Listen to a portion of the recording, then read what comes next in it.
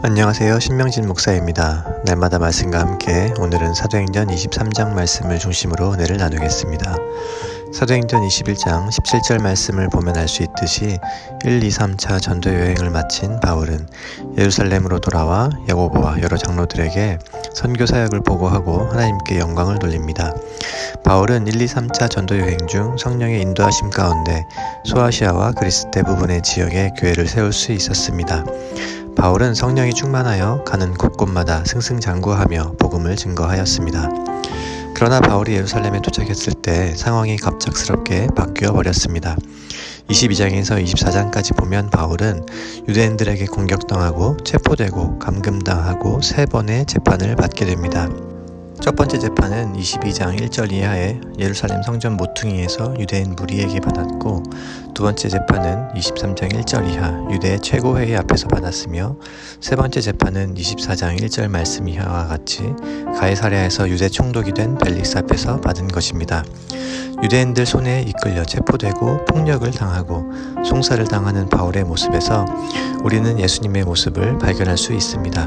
이 장면은 마치 빌라도 법정 앞에 선 예수님의 모습을 연상케 합니다. 물론 예수님의 고난은 우리를 구원하시기 위해 받으신 고난이므로 바울이 당한 고난과는 차이가 있습니다. 하지만 예수님처럼 바울은 동족에게 배척을 당했고 이유 없이 체포당했으며 투옥되었습니다. 또한 그는 부당하게 고소당했고 거짓 증인들은 악의적으로 허위 진술을 했습니다.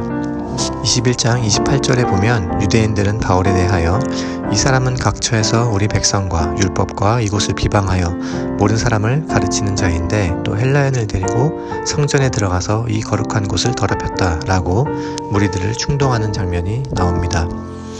유대인들은 이방인이 유대인으로 개종하는 것은 좋게 생각하였습니다. 그러나 이방인들을 먼저 유대인으로 만들지 않고 그리스도인으로 만드는 것은 용납할 수 없었습니다.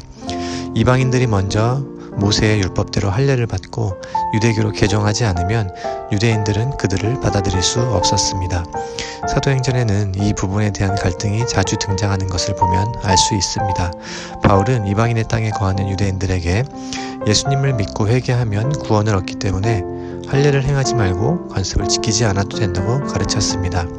이러한 이유로 유대인들의 눈에 바울은 율법을 폐기하고 성전을 더럽힌 자로 보였습니다. 천부장의 개입으로 인해 바울 죽이기에 실패한 유대인들은 당을 지어 바울이 죽기 전에는 먹지도 마시지도 않겠다고 결단하게 되고, 이같이 동맹한 40여 명의 사람들이 매복하여 바울을 죽이기로 음모를 꾸밉니다. 이처럼 유대인들은 바울을 죽이기 위해 혈안이 되어 있었습니다.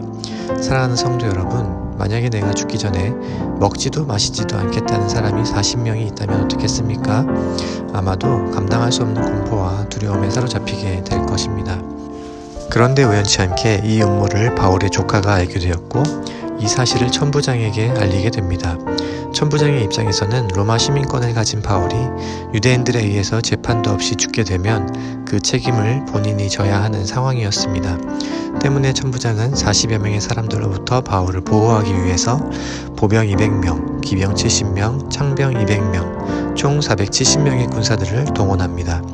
그리고 예루살렘에서 64km 떨어진 가이사랴로 바울을 호송하기 위해 짐승을 준비하라고 명령을 내립니다. 천부장의 입장에서는 로마 시민인 바울을 보호하고 로마 총독에게 안전하게 호송하려는 것이었지만 이것은 바울을 로마로 보내기 위한 하나님의 인도하심이었습니다.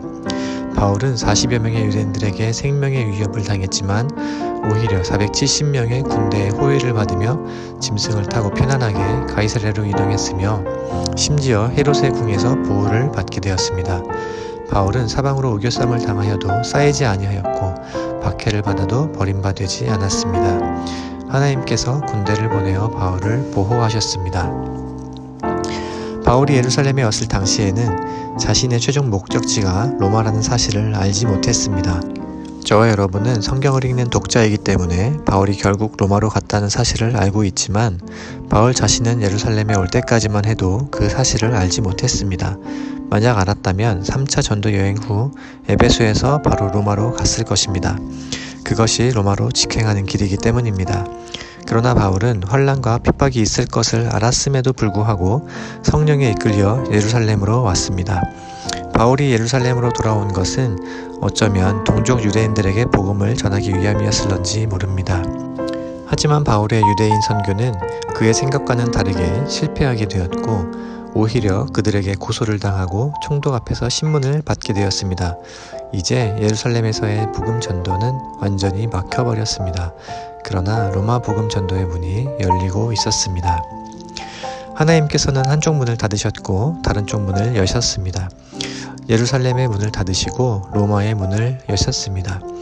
만약 예루살렘에서 전도가 가능했다면, 유대인들이 바울을 죽이겠다고 나서지 않았다면 로마로 가는 길은 더욱 더뎌졌을 것입니다.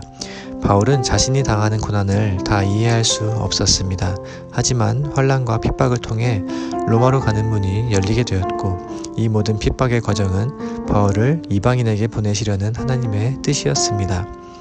로마로 가는 길에도 바울은 계속해서 옥에 갇혔지만 이때 에베소서, 빌립보서, 골로새서, 빌레몬서와 같은 옥중 서신이 탄생했습니다.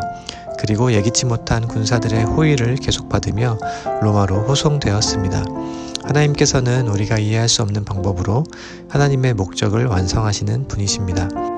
사랑하는 시온소교회 성도 여러분, 우리는 신앙생활을 하면서 결국에 하나님께서 선한 길로 이끄시고 영원한 하나님 나라로 인도하실 것을 믿고 있습니다.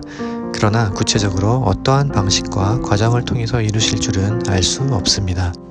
하나님의 뜻은 형통함을 통해서 이루어질 수도 있고 혹은 고난을 통해서도 이루어질 수 있습니다. 무엇보다 중요한 것은 하나님의 뜻이 이루어지는 데 있어서 내가 모든 것을 꼭 이해해야만 하는 것은 아니라는 사실입니다. 어떻게 우리의 머리로 하나님의 뜻을 이해하고 납득할 수 있겠습니까? 그것은 작은 종이컵에 바닷물을 전부 담으려고 하는 것과 같습니다. 그래서 오늘 살아가는 데 필요한 것은 납득과 이해가 아니라 믿음과 신뢰인 줄로 믿습니다. 어떤 상황 가운데서도 하나님을 끝까지 신뢰하며 이해가 되지 않아도 말씀에 순종하는 성도님들 다 되시기를 주님의 이름으로 축복합니다.